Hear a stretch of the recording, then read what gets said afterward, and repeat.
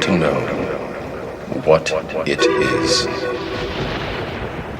The matrix is everywhere. It is all around us. Even now, in this very room, you can see it when you look out your window or when you turn on your television. You can feel it when you go to work, when you go to church, when you pay your taxes.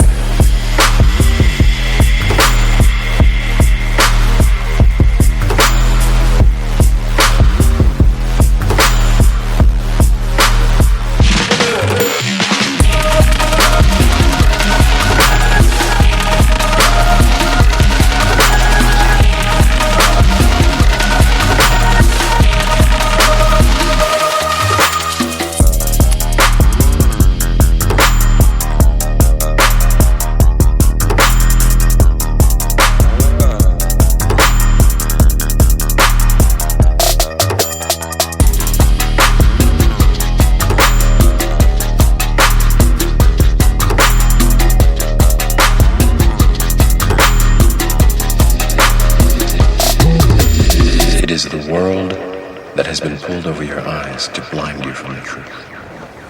What truth? That you are a slave.